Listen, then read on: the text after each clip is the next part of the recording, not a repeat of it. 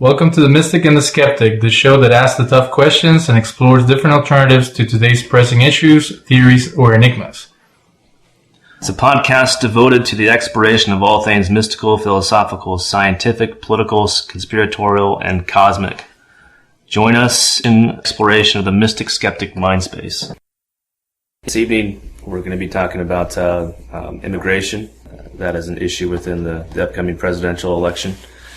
Touch briefly on some of the different politicians and candidates' views on immigration, and discuss the role of corporations within the immigration issue paradigm and how corporations influence the debate.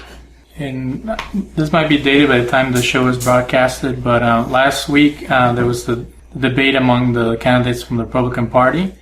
And before that, one of the candidates decided to tackle the issue of immigration or share his very radical perspective. I think that it's important for us to look at the big picture. During every election, they try to pick one thing that is going to polarize their constituents, and that is going to get people to go vote. Supposedly, last election cycle, the Republican political community has decided to stop being so reactionary and kind of elitist on their perspectives, and that they were going to start reaching out towards Hispanics and women and the gay community, and they haven't really changed. They're going back to their old tactics of stereotyping, demonizing people. And it's sad, not because I agree with all the platforms from the people who are pushing for immigration reform, but it's sad because this has consequences in the lives of people. When one group of people starts being scapegoated, painted in a certain way, there are things that could happen that are very dangerous. And especially it destroys the morale of a group of people who are trying to thrive in this country. So we're also going to talk about American ethnocentrism and why is Donald Trump using these tactics? Is he right about what he's saying? Part of being a mystic and a skeptic is that you have to give people the benefit of the doubt. So in most religions, they would say, well, I might not agree with what he's saying, but he's a human being. He might be misguided. Or they'll say, well, maybe he has something to say. Maybe he's a prophet. Maybe he's challenging the norms and the ideas of the majority of certain groups. So maybe he's a lone voice who's actually bringing up an important issue.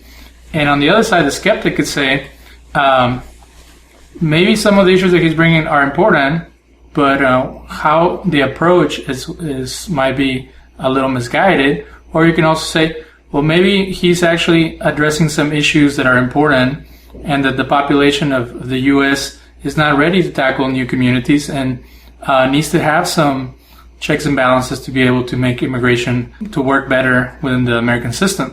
So without getting emotional or upset, we're going to try to be as balanced and as objective as possible about this topic. But the questions that I would like to raise regarding his comment, and I'll read you guys his comment in a minute, is that something that people could say is that the reason that people have a backlash against immigration is because they think that there's already enough criminals in the U.S. So if there's a new group of population that is coming and is undocumented or is unchecked, then how do we know which ones are criminals and which ones are not? And then there's also the confusion about coming illegally can be considered a crime, but within the U.S. system, it's only a civil crime. There was a push in 2007 to turn it into a federal crime. So when people start using this term illegal and they try to, put it on a bunch of people, they have to understand the repercussions of that term, and they're illegal within their immigration status, but they're not illegal as people. They're not criminals other than being in this country without permission. When it comes down to working, when it comes down to accessing resources, those are different topics. So there needs to be clarity about that. Also, is he scapegoating the immigrant community for political purposes? That's something we need to wonder about. Are undocumented immigrants the new slaves? I know this is a very controversial thing to bring up, but they're doing menial jobs with no rights, with no benefits, with no medical care. So it's really easy to trample them, and there's very few people organizing them or supporting them to gain rights. And some people say they shouldn't even have any rights because they're here illegally.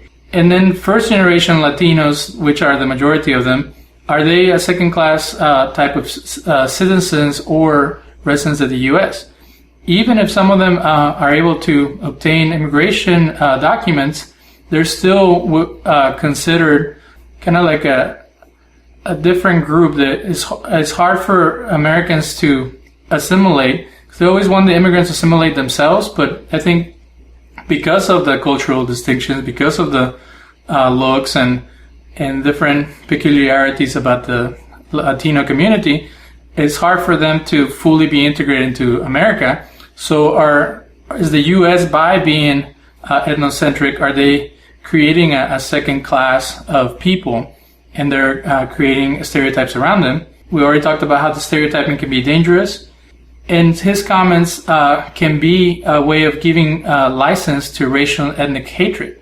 So let's go to his comment, and I want to hear Ryan's perspective, because I always say that when people start talking bad about minorities, being an immigrant myself, I start feeling very uncomfortable, even if they're not talking about people in my group.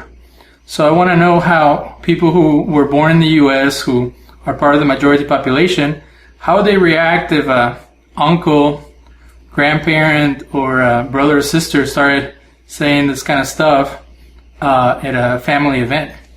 There are several things online about how he's either wrong or right about what he said. There's one thing that has been going around saying 16 reasons why what he said is true.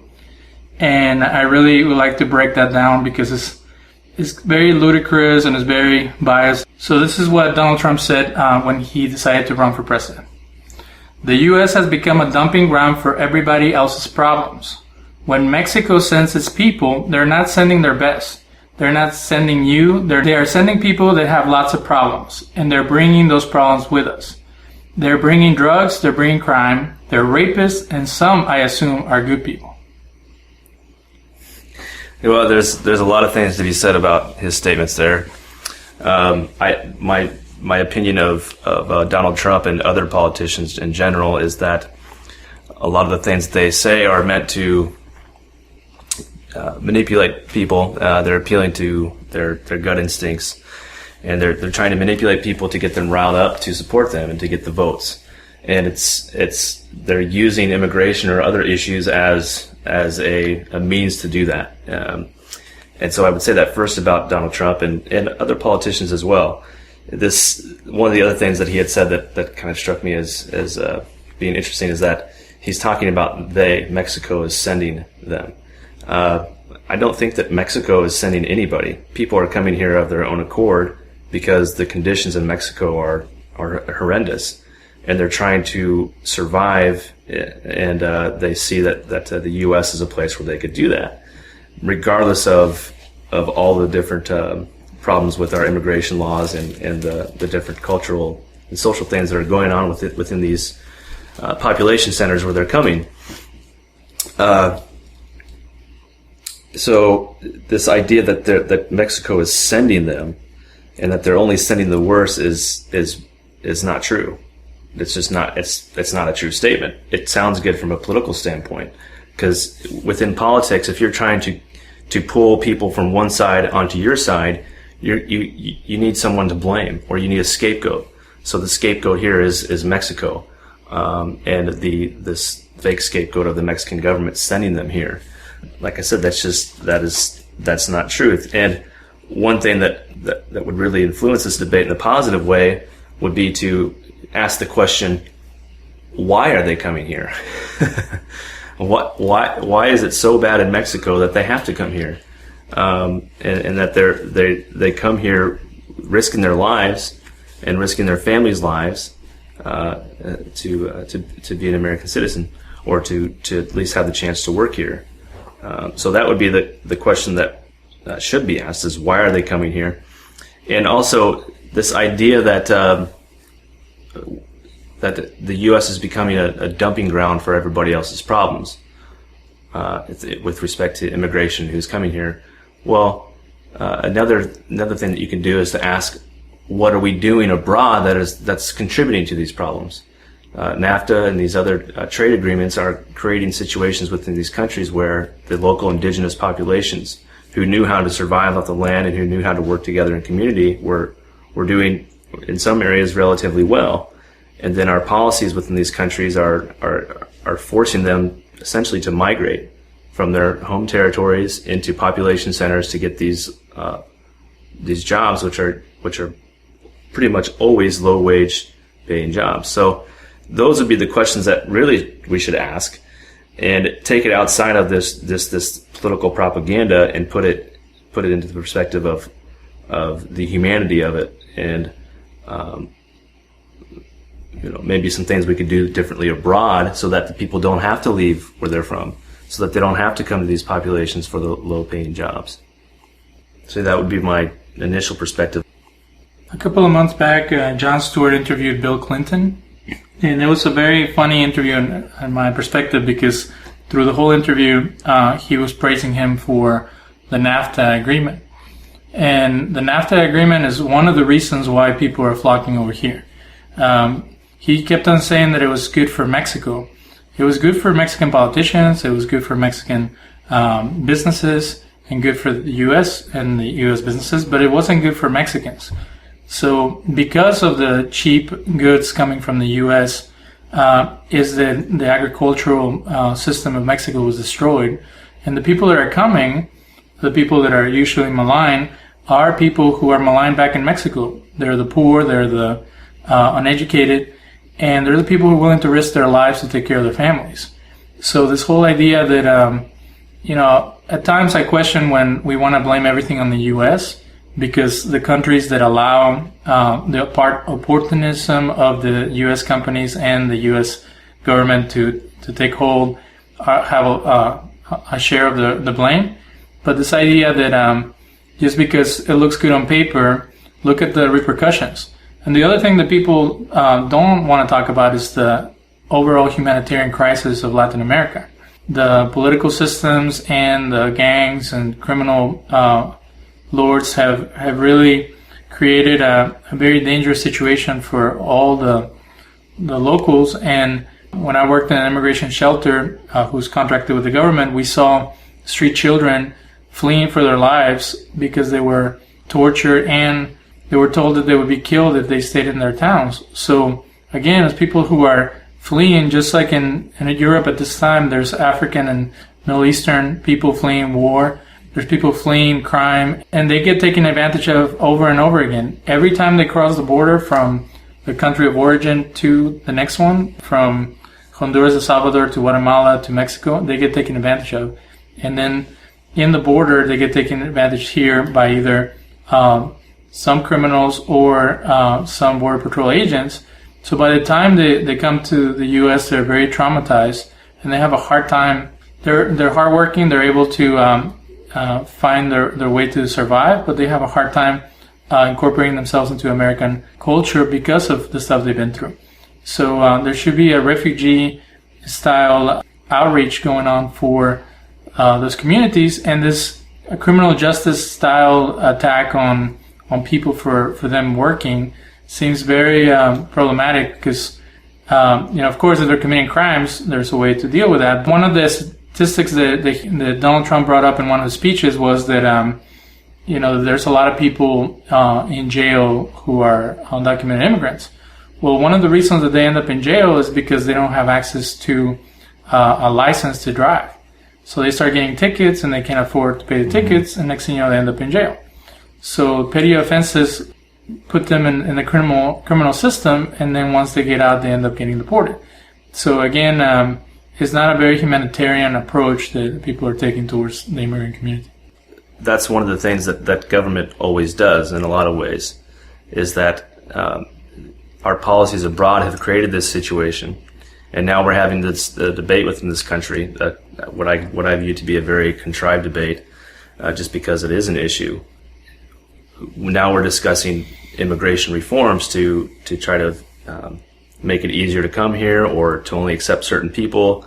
The thing is that that's all well and good. We can have these democratic debates about that, but when it gets down to it, and when that bill is drafted, whatever this immigration reform might look like, if it even gets to that, is the interests that are influencing that debate and the interests that are writing these bills is it's not the American people, it's not the immigrants, it's corporations, and they're driving the debate. They're going to be the largest, the lobbyists, the corporate lobbyists are going to be the largest influence with respect to what actually passes. And when it finally comes to a vote, it's who knows how big this bill is going to be. And I guarantee you it's going to come out that there's all kinds of other stuff hidden in there. It happens all the times with bills. And there will probably be a fair percentage of congressmen and representatives who will tout this as, oh, we have solved the immigration problem. Oh, we have corrected this issue with this bill. And they'll tout it as like this big historical moment. Half of them probably haven't even read the bill or know what's actually in it.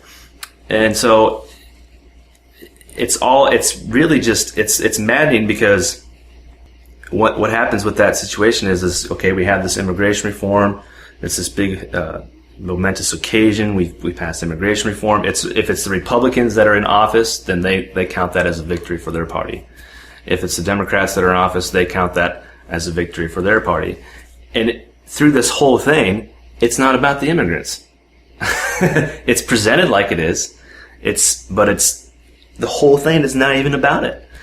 Yeah, I mean, that's just, it's a horrible situation, because these people are looking to America for a lot of reasons. Part of it is, like I had said before, is to come here to survive and to try to provide for themselves.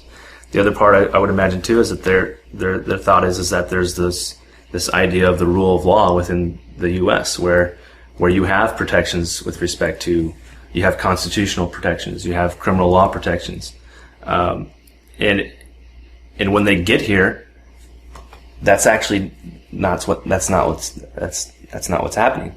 Their rights are violated constantly because they're a subclass, they're a minority class, and so it really is just a bunch of lies presented to the public to make it look like the public actually has a say, and the public doesn't.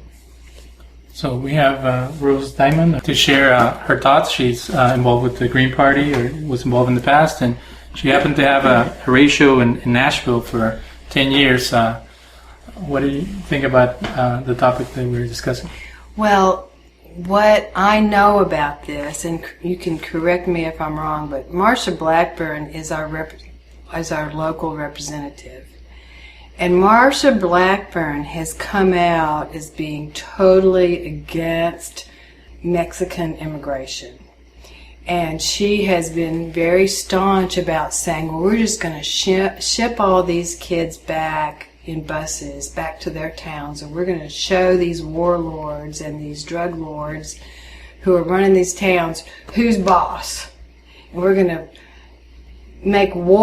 declare war on these warlords. So what she doesn't realize is that these children that are coming over the border are totally desperate. The poor girls, they're just going to be raped, and the boys are being sold into being killers and drug runners. And so these children are just desperate to get across the border, and so they land in America, and then I think that they're just placed in gymnasiums, and there's just wall-to-wall children, and they're just there for an indefinite period of time. Is this true? This is what I believe is what is happening. And I don't know why these kids aren't treated more humanely, because they're just children.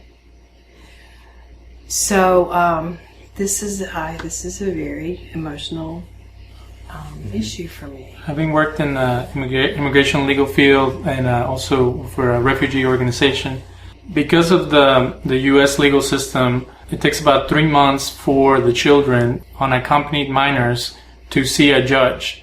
And it's kind of like a legality. They have to see a judge and show that they have no case to come legally. At times, they're able to get a volunteer lawyer to submit a request for some type of refugee humanitarian case or human trafficking or victim of domestic violence case, but it's very limited. So you throw in a bunch of children who have been apprehended by the government, and you have them in these facilities. And facilities are, if they're minors, they're nonprofits that a lot of them take advantage of the system. So they give them the worst food, the worst clothing, the worst education while they're there, and they claim they're taking care of them. And then they bring them to the court, and then they end up deporting them. Or sometimes they release them to family members in the U.S. as they keep on fighting the case. When as adults, they just have them, they just overturned the idea of having these tents. They were doing these family jails in Texas, where they would have a complete family of immigrants held up in these horrible facilities without access to care, and then a lot of times being abused by the guards and sexually molested. So now the government is forcing immigration to release them, but they're putting ankle bracelets on them. So there is no humanitarian possibilities for them, and it's very few and far between the help that they get because there's no funding. I remember we had one social worker for 5 shelters, and we had case workers, people with very little training, dealing with kids who were completely traumatized. So it is a very dangerous situation, and they're being molested and more traumatized while they're here, when it's supposed to be a place of giving them an opportunity.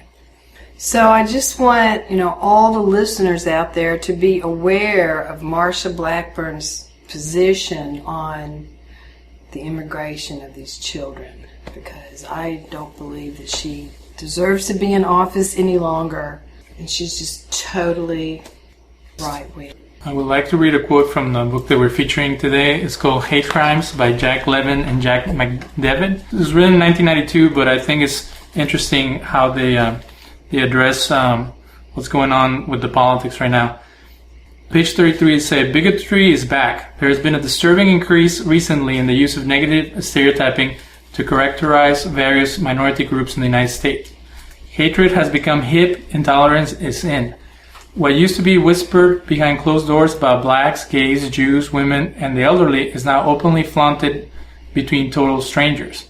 Whether or not intended as such, we are in the midst of a growing culture of hate. From humor and music to religion and politics, a person's group affiliation, the fact that he or she differs from people in the in-group, is being used more and more to provide a basis of dehumanizing and insulting that person.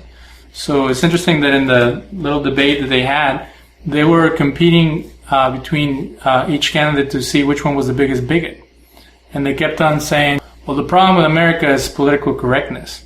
Pretty much what they're saying is I can say whatever I want, I can insult anybody I want, and I can make everybody feel good about their privilege and their whiteness, and that's okay. That's our way of rebelling against people who are whining or complaining about being discriminated. Once you start heading in that direction, then you can justify anything. You can say, well, the reason we stereotype people is because of whatever statistics we have about crime or what we see. And there's people usually who are ignorant of the whole complicated population that we live among, and they make these broad generalizations and they assume things. I want to talk about census rates and stuff like that, because I'm very troubled with the idea that in 30 years, the U.S. is going to be 50% Latino, and they say it with this, it's like a pandemic. We're taking over, and looking at the census and some of the prognostication, it doesn't seem like it's what they're saying. And even if it was, how is that a problem? Yeah, the thing with what you just mentioned about statistics made me think about something, is that within politics, the politicians and the political parties are going to use statistics to their advantage. And this statistics take on this kind of like independent thought form in some ways, that like if it's a statistic, then it's fact. And a lot of times you're not going to look into the actual study and to see whether it was conducted well and whatever else. And that's what happens. That type of thing happens within a charged paradigm. And that's what we're in right now. We're in a very charged scenario where you have people who are living within the United States, and they have a certain idea about how the United States should be. what kind of policies they should have towards immigrants, and what kind of foreign policy they should have, and what type of domestic policy they should have. And those ideas that those people have are influenced by their day-to-day lives. So if, let's say, you're a middle-class, a conservative American, and you have this ethic that if you know, in America, if you work hard, you can get ahead, and it's like this independent idea that you don't need the help from government. You can work hard and get ahead and be somewhat independent. Well, within this system, it's that thought about America is increasingly diminishing, to the point where even if you do work hard and you do have a good job, you're still kind of scraping by. And so if you're in a situation where you're not sure when the next meal is going to come, or you have a job and the money's coming in and it's very quickly leaving, you're in an insecure situation, and politicians and people who are trying to manipulate opinion feed on that fear based on that insecurity. And those insecurities they get transformed into attacking people on racial grounds, attacking people on nation, like nationalism grounds or other things. And when you're in that insecure situation, it's not very likely that you're going to have an empathic relationship to the pariah or the other people coming in. And it also has to do with this idea of government assistance, or the welfare state, which is to say that these people are working hard and they're paying taxes into this system, which is incredibly corrupt, and they're seeing this money go towards social programs or to somebody who's an outsider who hasn't lived here their whole lives and contributed to society. And now all of a sudden, according to the politicians, some politicians anyway, now all of a sudden they're coming in and they're taking our services, they're taking our jobs, which adds even more to this insecurity. One of the things that's important to do with debates like this is, okay, who is they? Or who is we? A lot of times in conversations we talk about, what are we doing as a country? Well, it's not we, it's not really us, it's not you and me, it's not most of the people that live within this country, it's a group of people who have the means, and they have the control, they have the political means and the monetary resources to put whatever they want into place. That's them. That's they. It's not necessarily us. But what they do is, what politicians do is they take that language, they manipulate it, and it's to the point where Donald Trump is just able to say they and them, and Mexico, they're sending these people, they're sending the criminals. So it's a false narrative. It's completely fictional. The fictional aspect of it is all these loaded terms like welfare or sanctuary cities. If you look up what a sanctuary city is a city that is not willing to use their resources to incarcerate immigrants, that they want the government to do that. So when they were working together in New Mexico and places like that, they were actually becoming very totalitarian and coming after anybody who was a Latino with the grounds of being a possible undocumented person. So people who don't want to do that are being demonized as, they're sanctuary cities, they're just letting anybody in. Mm-hmm. And if you look at the numbers, they keep throwing this 11.3 million immigrants. That's the population of two major cities. So this invasion that they're talking about, when you look at how big the U.S. is, 11.3 million is not that many. And again, they're being used and abused by the system of these corporations that don't want to give them rights or a fair wage. So you can paint anything in these apocalyptic terms, but when you look at the facts, it's not as destructive of a force as they claim. And then again, there was this one Nashville pundit who was saying that 2/3 of immigrants come legally, and they're only worried about that 1/3. Well, the 2/3 that come legally, they come legally because they have power, they have money, and they have influence. Mm-hmm. The rest of the people don't. So anybody's welcome in this U.S. if they have $1 million. But every country has quotas, and they're all the same. But Mexico, the Philippines, China, and India are pretty much have a cap at this point, so they don't want any immigrants from those countries, and unless they have tons of cash. So, or they're highly educated or have some type of specific skill that's needed. Yeah. But even if they come legally, they still pay them less than American citizens. So, so it's a very exploitative system, and they're not talking about that. And that's one of the interesting things about the Republican Party with respect to immigration is there's this populist side which is appealing to the base that's going to get them the votes, and that's the anti-immigration agenda, the scapegoating. Then there's also the corporate interests that are involved within the Republican Party, and it's not just the Republican Party, but with respect to anti-immigration, seems to be a predominantly Republican platform. So that on the populist side, they're giving all this rhetoric to immigration reform, but as soon as that bill, whatever it might be, comes into Congress and comes into session, all the corporations are going to say, no, we can't have this, because the corporations they're benefiting from the cheap labor. And without the migrant labor between South America and the U.S., whole segments of the U.S. economy would have a pretty drastic. There would be some drastic impacts there, and so there's this, feeding the minds of the voters with this populist rhetoric.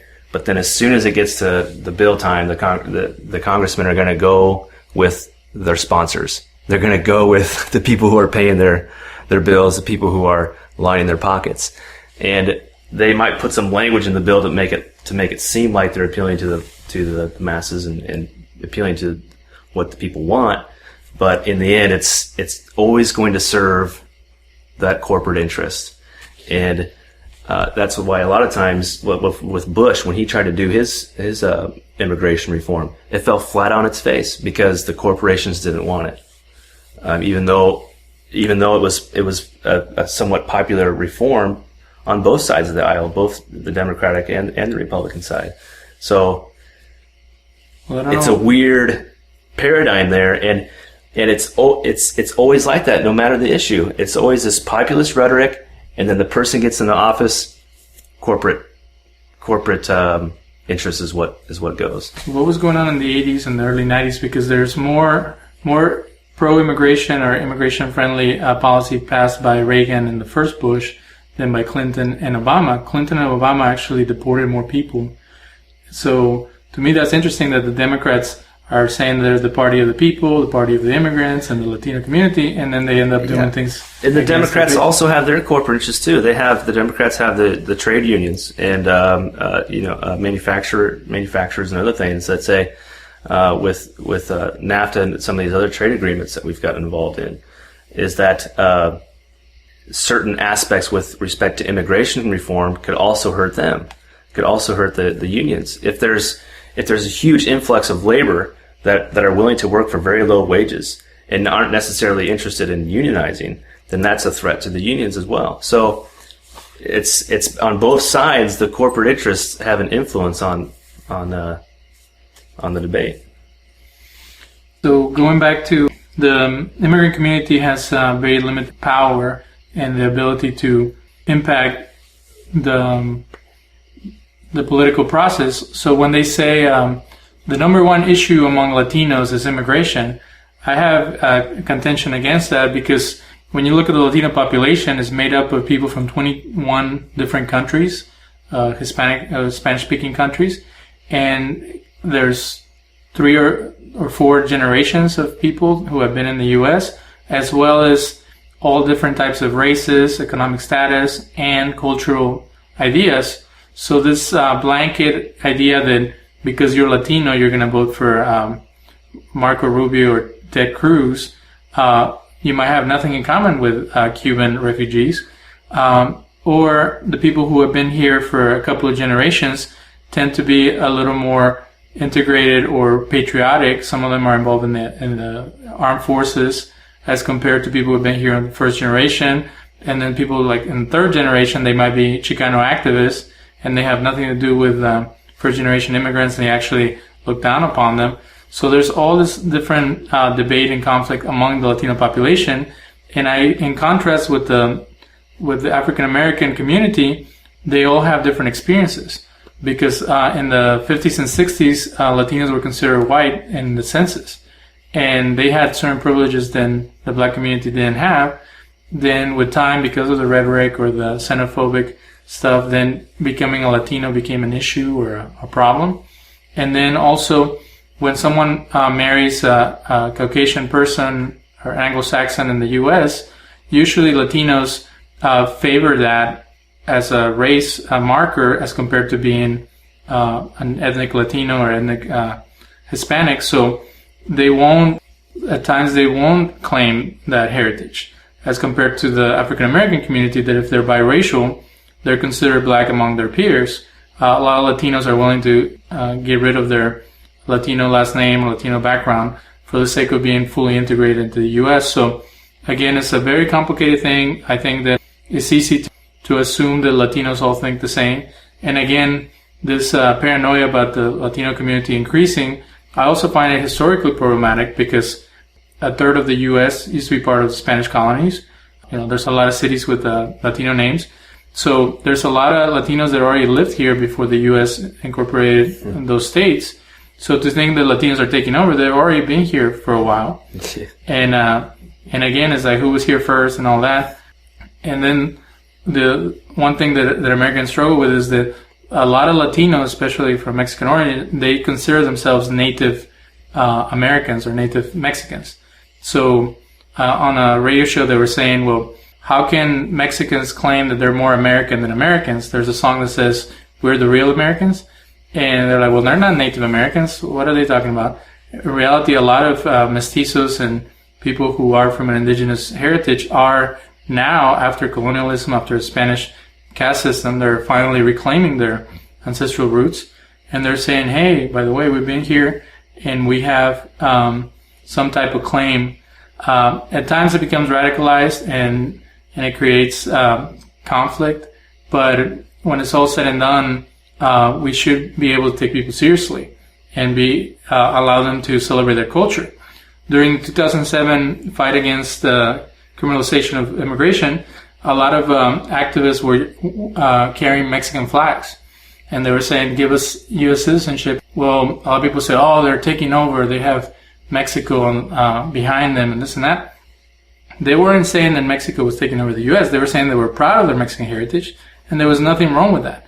Just like you can have an Irish parade, you can have an Italian festival. Same way, Mexicans shouldn't be ashamed of being of Mexican culture, and it's something that should be celebrated. One of the things you said brought this back into my mind about the use of pronouns and they and their.